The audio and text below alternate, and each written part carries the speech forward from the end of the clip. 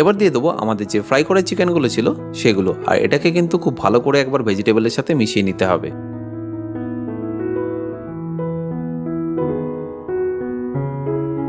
মেশানো হয়ে গেলেই আমাদের যে আগে বানানো সসটা ছিল সেটা এর মধ্যে দিয়ে দেবো।